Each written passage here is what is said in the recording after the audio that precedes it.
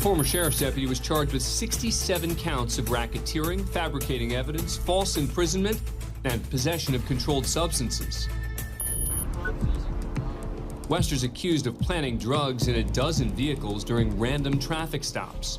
A substance that appears to be an illegal narcotic. Do you know anything about that? I do not.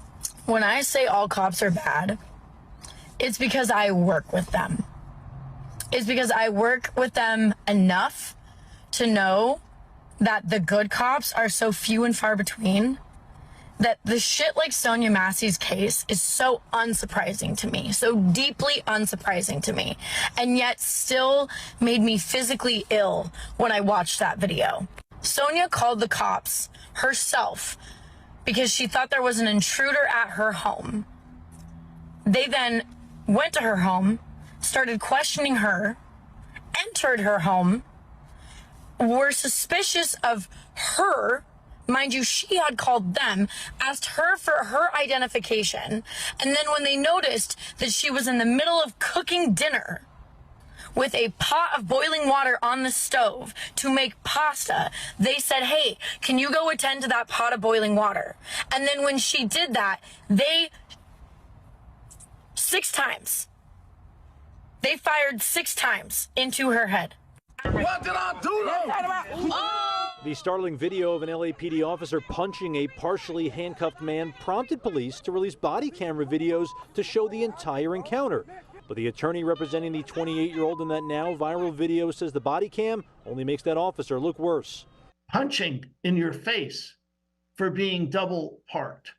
How outrageous is that? There I was, Saturday night, M4 rifle in hand, monitoring the perimeter of a housing complex in the middle of a neighborhood.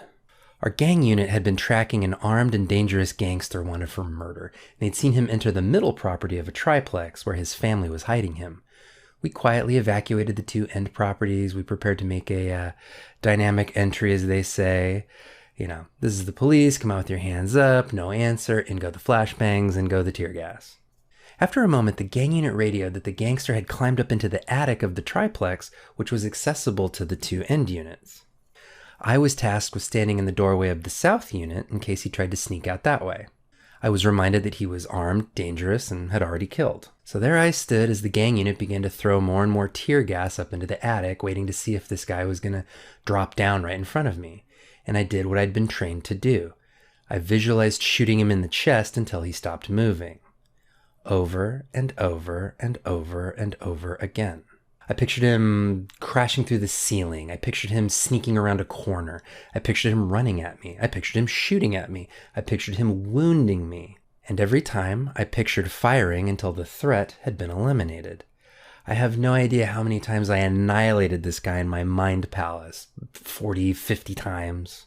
And it's not because I hated this guy or really wanted to score my first kill on the job. It was because I wasn't quite sure I could actually do it. I was taking a page out of Dave Grossman's training, and I was psyching myself up and convincing myself that yes, I could kill someone if I had to. After all, he was armed, he was dangerous, and he'd already killed before. So what options did I have? Ultimately, blinded and choking on tear gas, he fell through the roof of the middle unit directly in front of our canine unit. Did you know dogs are not incapacitated by tear gas?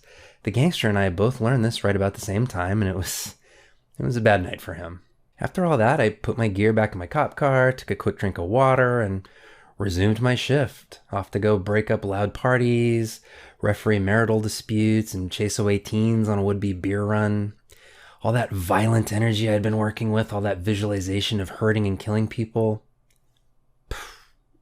gone. On to the next call. I tell you this story because it's emblematic of much of my law enforcement career.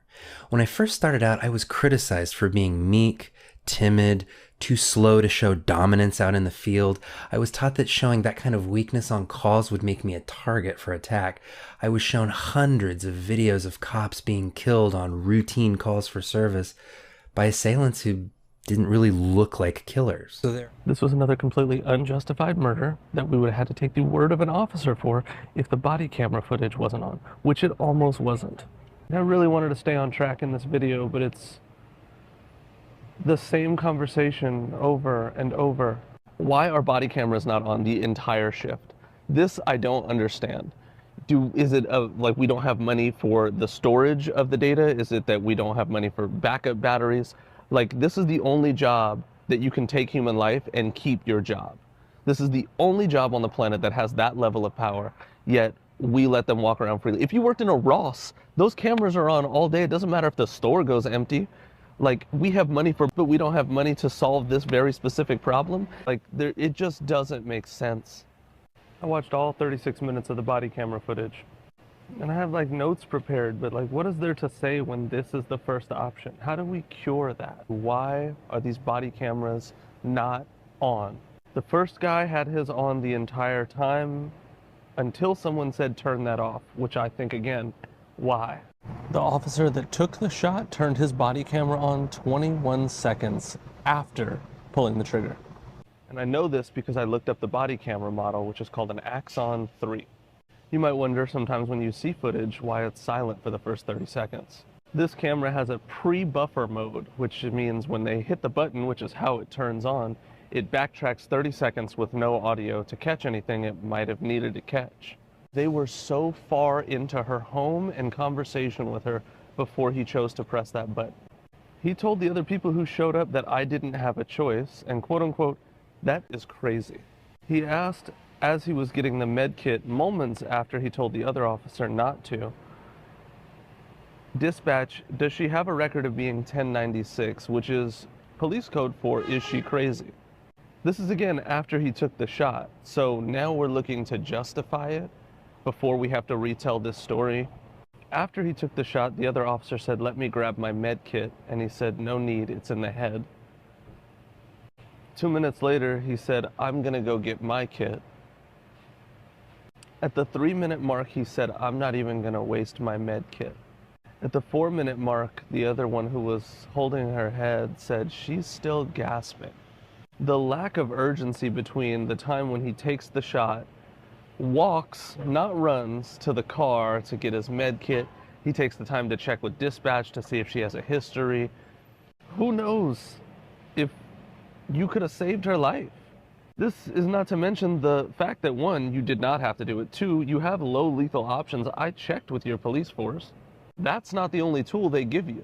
He also worked for 6 departments in a 4-year span and has had no public incidents on record. But doesn't that seem a little odd? He does have 2 DWIs, which I find suspicious. They were dropped down to a misdemeanor, but do we learn nothing every time this happens? Do we not learn that maybe we respond with mental health training? Do we not learn that maybe our first item we reach for isn't that in the tool belt? They fired at her 6 times over a pot of boiling water that they asked her to attend to. Her last words were, I'm sorry. She ducked and said, I'm sorry. I will never forget that. The whole thing is on video. And then none of the cops held the guy who killed her accountable. He stopped his partner from offering her assistance. His partner gave up. Not that it would have mattered, because 6 rounds into someone's head, beyond assistance. When I say it's all cops, I mean it. I mean it. Because we allow the most untrained, unbelievably violent and racist human beings and bigoted human beings to become law enforcement in this country. All of the drivers denied owning the drugs, but yet most were subsequently arrested. The arrest caused suspicion internally, and in 2018, Wester was suspended. 3 years later, the case went to trial. He pleaded not guilty to all charges. This is a case about an abuse of an incredible power, about the abuse of the incredible trust that we all put, and we have to put, in law enforcement in a society. The prosecution relied on the defendant's own body cam footage to help argue their case. Stephen Van, a convicted felon, had recently gotten out of jail when Wester supposedly found methamphetamine in his car. Have you ever seen this before? No, what is that? I'm just trying to figure out how that stuff got in your car. You're going to go to jail today for possession of methamphetamine, okay? Oh, man, dude, I'm serious, dude. Anything, what you want me to do, man? Like the other drivers who testified, Van gave the officer permission to search his car because he claims he had nothing to hide. And I knew my truck was clean. I knew it was. While the jury got to watch most of the traffic stops, some recordings had mysteriously disappeared. Why in the world would that have been deleted? I wish I knew that answer. Ironically, body cam footage would become the strongest element in the prosecution's case, especially when it came to Teresa Odom. Hi, how are you? I'm good. At first, the officer's polite, even playful. Anything in the vehicle I need to be concerned about? Bombs, hand grenades, rocket launchers? Okay. While Odom stands behind the vehicle, Wester begins his search. Notice as he prepares to put his gloves on, there's a small item in his left hand. Prosecutors argue that Wester is palming a small bag of meth, which he claims to find next to a spoon in the vehicle. Miss Odom. It is yogurt, sir. I know. Okay. It's yogurt. How about this, though? That is not mine. No, sir. Okay. Now, the white small plastic baggie that was in that spoon that the deputy just showed you on this video, had you ever seen that before? No, sir. Was that in your car? No, sir. As far as motive, the prosecution claims the 28-year-old officer was ambitious and wanted to move to narcotics as quickly as possible.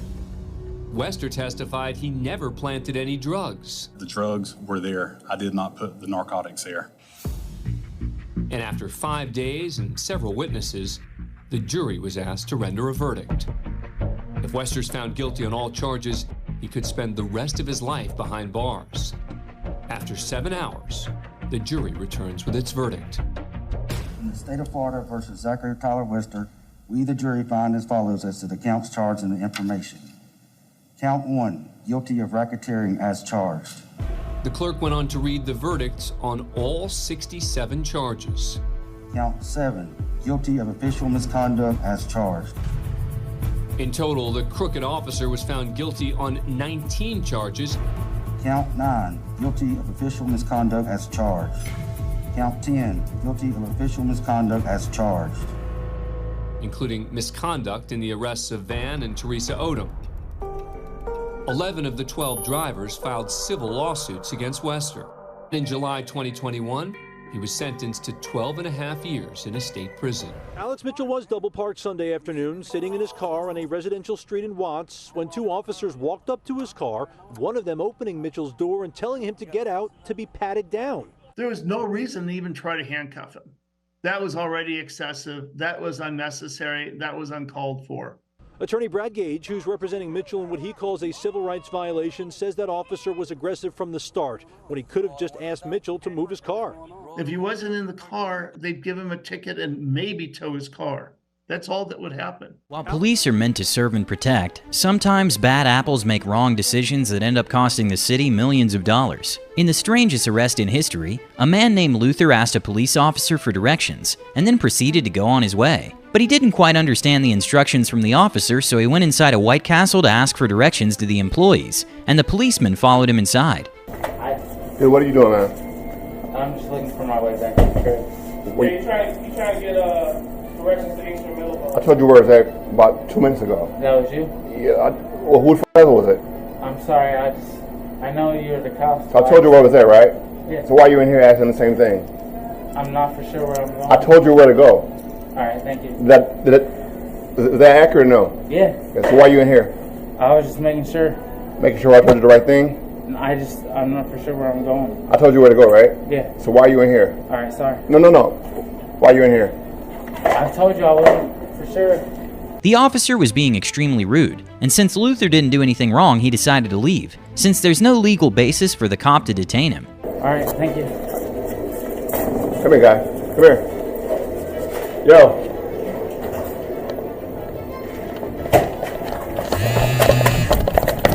Whoa. What are you doing, man? You don't need to touch me like that. An altercation occurred, causing the man to fall from the bike while he was being detained, and you can hear him confused about why they're arresting him. What? Okay, all right.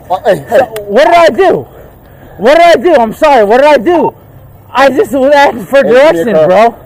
The body cam fell to the floor during the incident, so there wasn't much footage or audio. However, you can hear Luther asking the officer to stop applying so much pressure. He was then taken to the station and charged with resisting and opposing a police officer. Luther sued the city and was awarded $9.2 million. Luther had a right to resist, because as a citizen, most people don't know this, you can resist an unlawful arrest.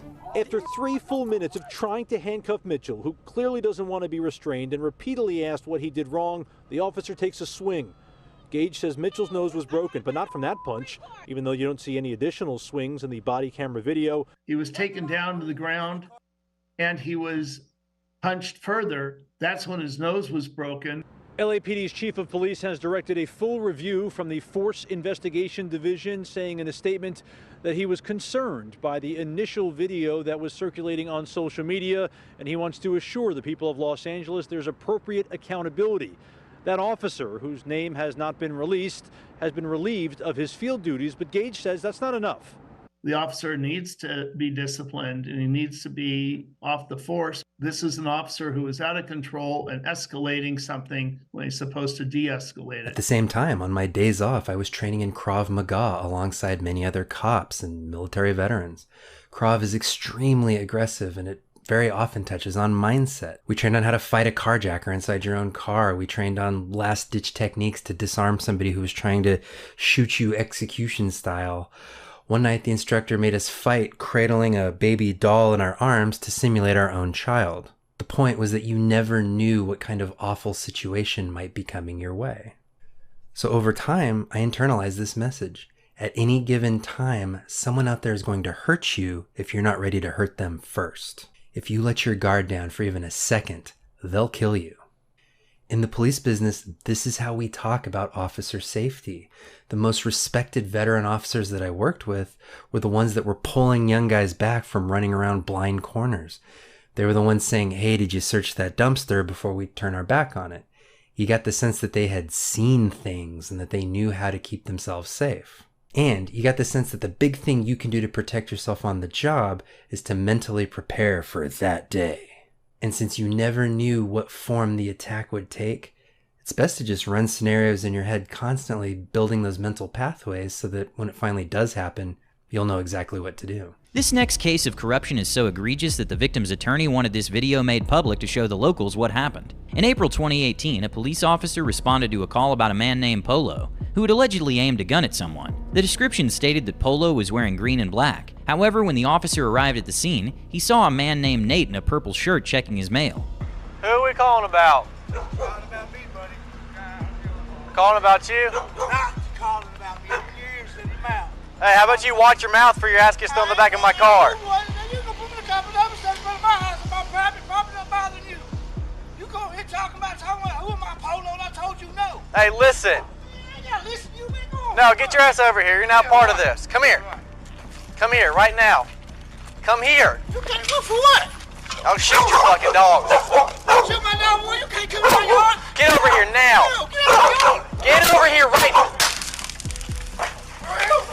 Taser deployed. Start me at 20. The officer quickly escalated the situation. Even though Nate had nothing to do with the incident, the officer tased him and also threatened to shoot Nate's dog. This is what the law would describe as excessive use of force. Nate's first instinct was to get inside his house out of fear of those who were supposed to protect him. He ended up coming out with his family and was arrested. Instead of simply handcuffing him, the officers threw him to the ground, even though he wasn't resisting.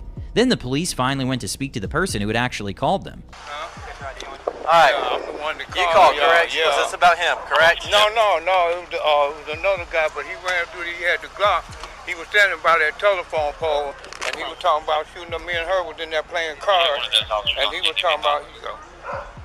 And he was talking about shooting up in her Because when I walked up, you said, yes, that's him. No, I said yes, you did. Because I walked up and I said, who are you here about? And you said, yeah, that's why I'm here.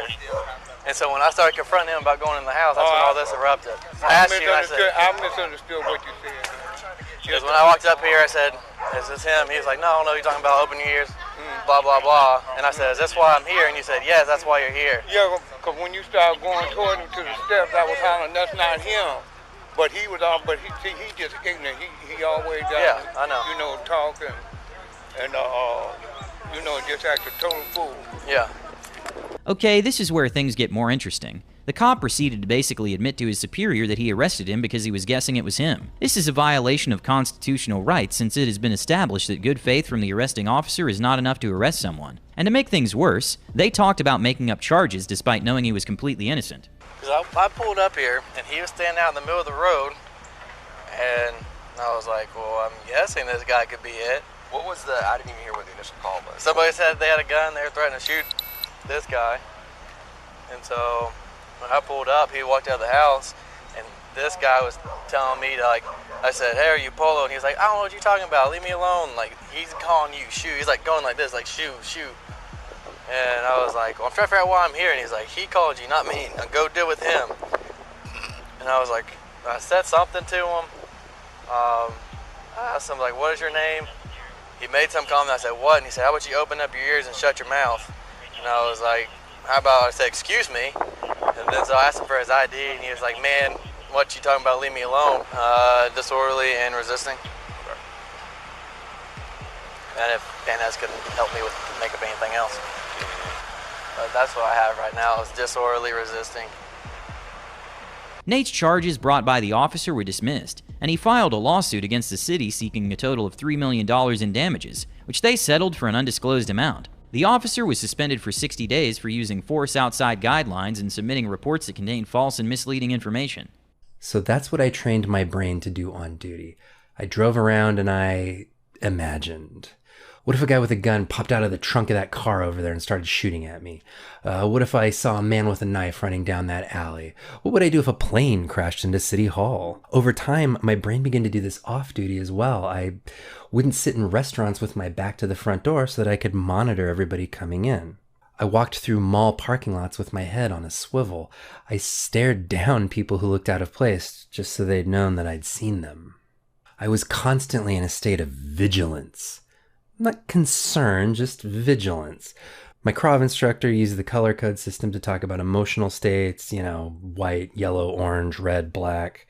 And he used to say that you should never leave the house without being at least code yellow, that you should never be totally relaxed in public.